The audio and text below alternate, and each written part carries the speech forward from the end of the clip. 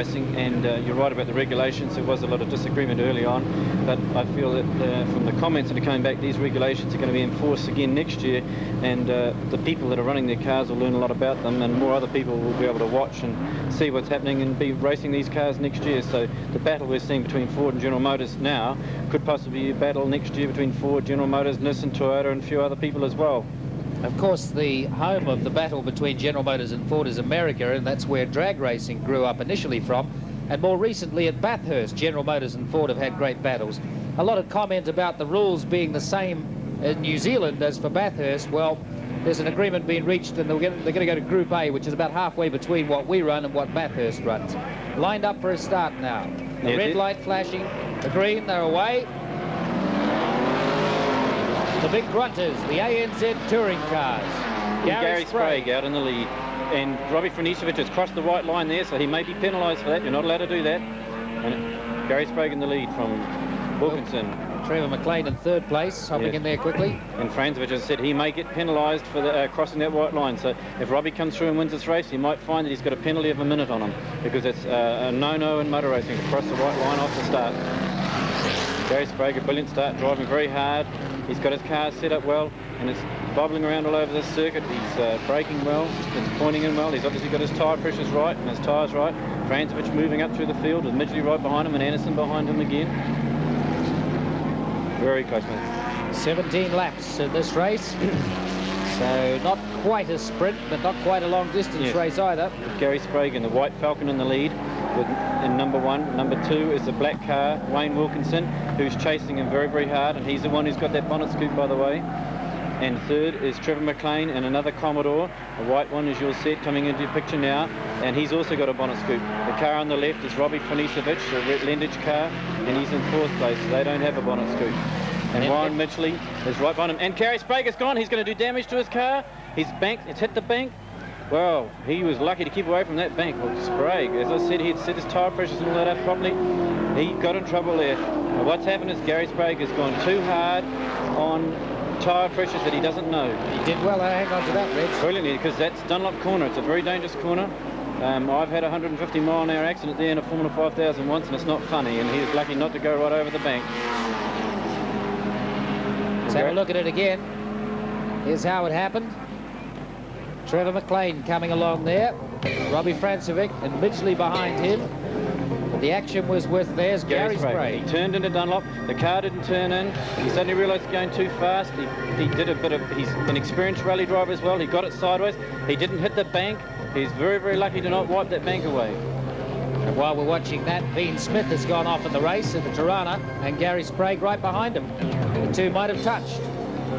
There's a brilliant recovery by Gary Sprague here and keeping this car to keep it together, and then there's another trouble as he charges back on the circuit. He nearly hits Anderson and Midgley. Well, Gary Sprague, he may also get penalised for that as well, because coming back onto the circuit and affecting other people is definitely a no-no in motor racing. In fact, he probably, I'd say Gary Sprague will be reprimanded by the stewards for that.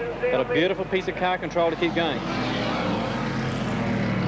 Now that's, trying to see who that is. It's Dean Smith, I think, still parked there, right? Dean Smith we saw have a little prank. He came into contact with Gary Sprague, I think, back down in 4th or 5th place, but stuck in the grass there. That is the person who's stuck in the grass is number... Here's the race leader, though, Wayne Wilkinson and the big Commodore. And out with a country mile of lead. Looking back for 2nd place behind Wayne Wilkinson. It's Trev McLean, and then Robbie Franzovic having a go at McLean. Well, Robbie Franzovic is a very hard-charging man, and he gets very wild in the car and gets very hot, and there's no way that he's going to let Trevor McLean get away from him. He's going to go over curbs, and he's going to get out wide, and I wouldn't be surprised if we don't see Robbie give him a bit of a punt, because Robbie is a very aggressive driver, and he'll do everything he can to get ahead of McLean. And certainly under this corner, Robbie's going to try to fox McLean going in early and Robbie get out wide and pass him on the way out, but McLean's not having any of that, and Robbie's got to follow him all the way through. Now McLean's car has got a lot of power, and he's managed to sort of hold Robbie on the straight, but at the end of this back straight is where we saw Gary Sprague go off before, and there's room for Robbie to probably fox McLean into making a mistake, but McLean's still pulling away on the straight. Certainly has got more straight line power. Oh, McLean's in a bit of trouble there, getting out a bit wide. Robbie should be able to close in. Yes, Robbie was able to close right in there as McLean nearly did exactly what Gary Sprague did on the first lap. Third is still Warren Midgley, and fourth is Bruce Anderson and another Yellow Falcon. So at the moment, Commodores 1, 2 and 3. The order of qualifying was Falcon first, Commodores second and third, and Falcon fourth.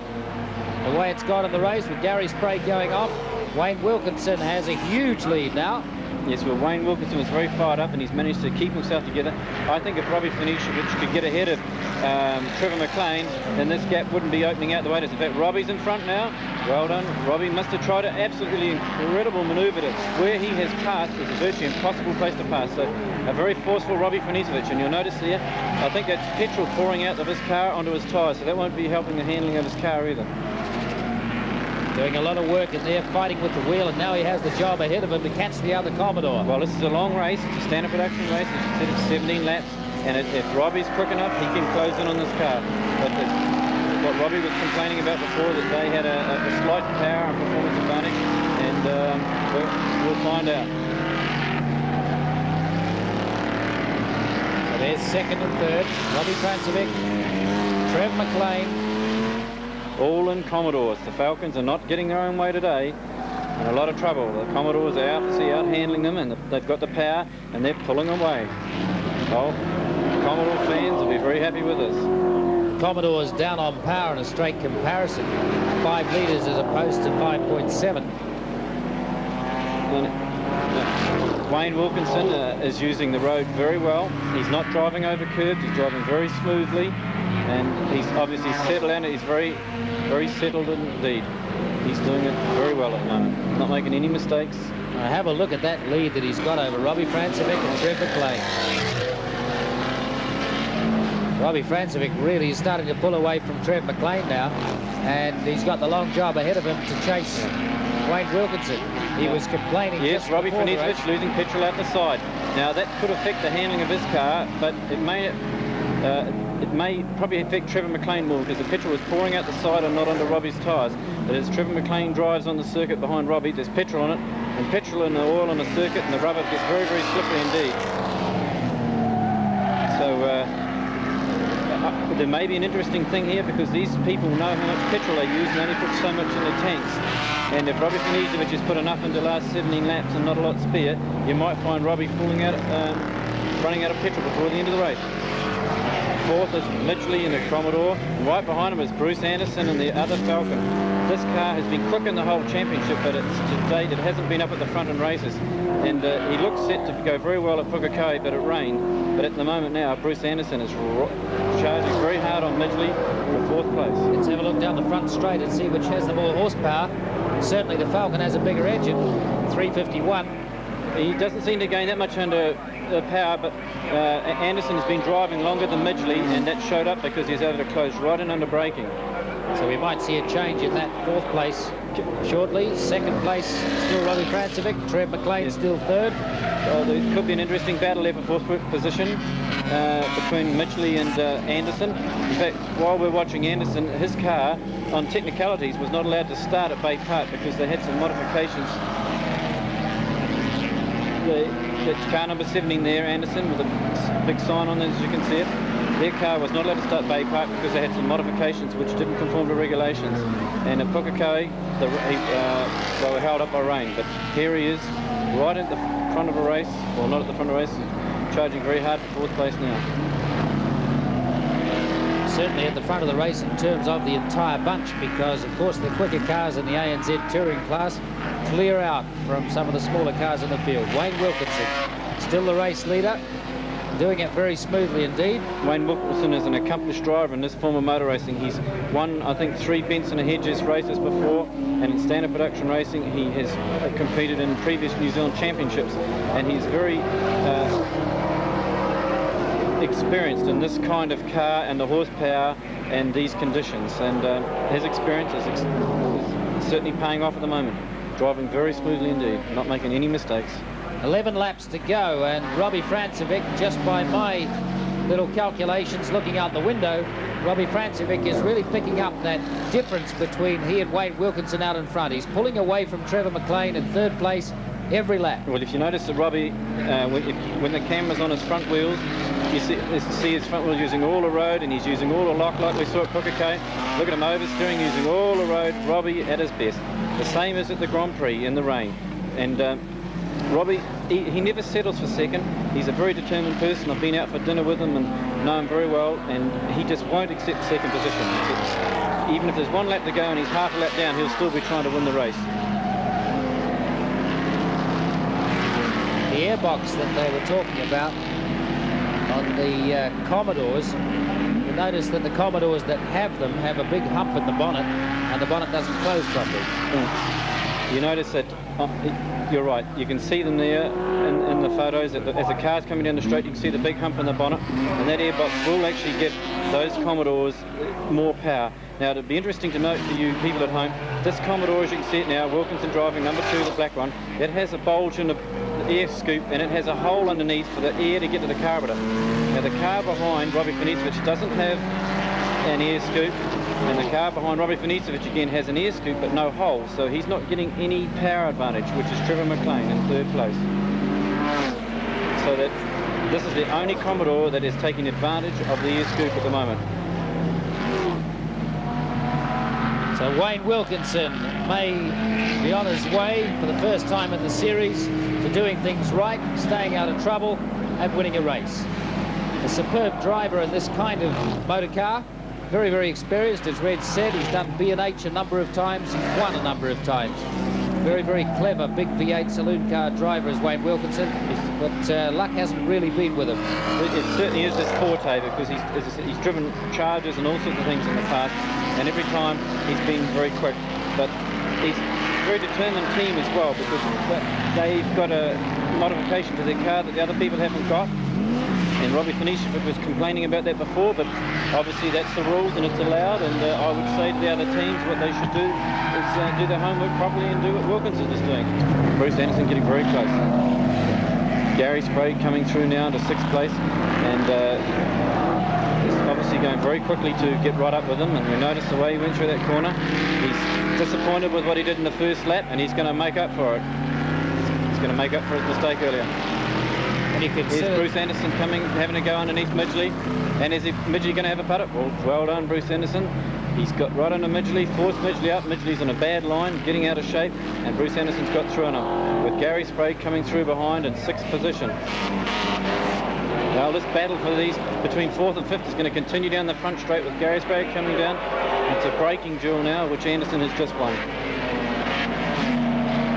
It looks like Anderson might stay in front of Midgley.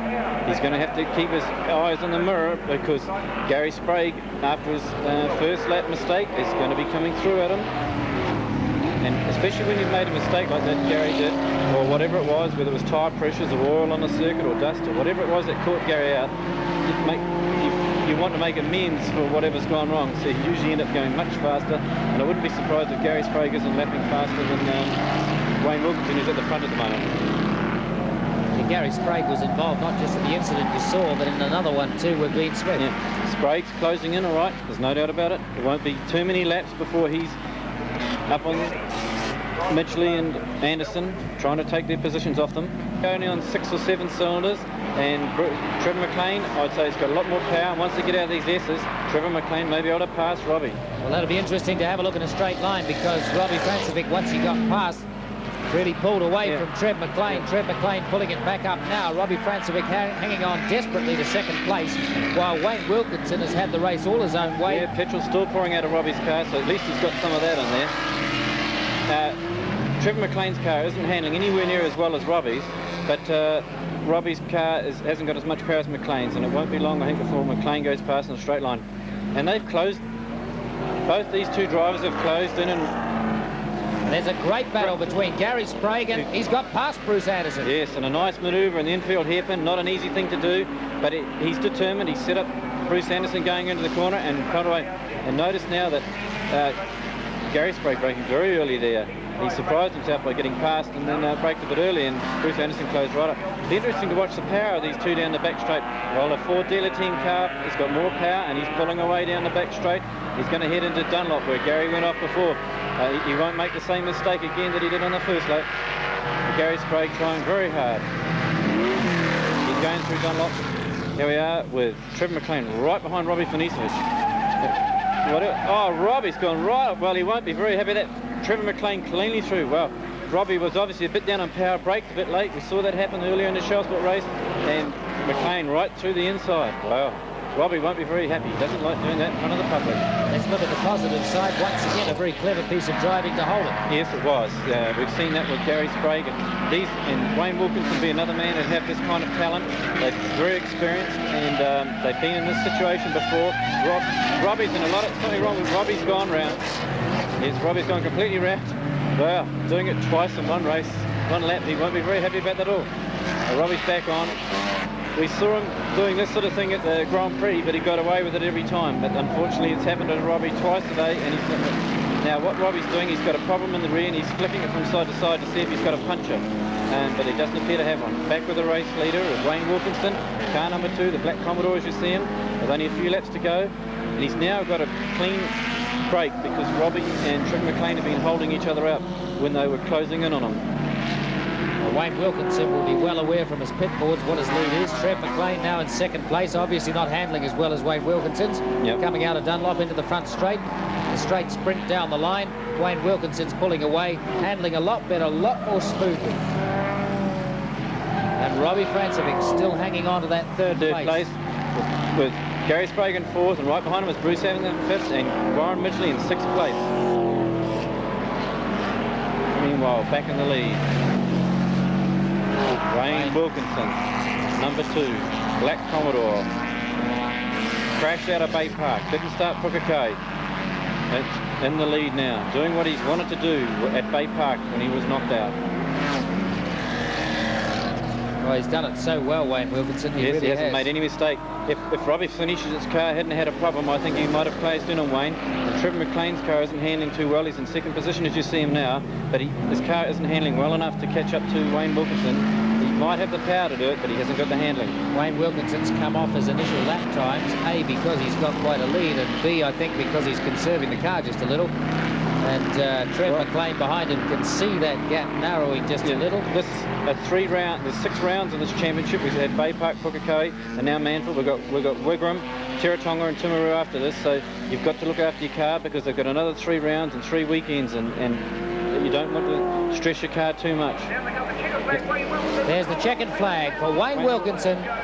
Trev McLean coming down in second place. And his Commodore. So Commodore's first, second, and third. And here comes Robbie now. Finisevich after his 2 earlier spins, coming across in 3rd place. And if he hadn't had the 2 spins, Robbie would have been 2nd. Robbie won't be having that. And Gary Sprague with remarkable control in his first lap has come through in 4th place. And 5th is Bruce Anderson, who's done extremely well. And 6th is Warren Midgley, with a lack of experience, has managed to hold on to all these people with so much more experience before him. They've done very well. So probably the drive of the race came from Gary Sprague after an initial off.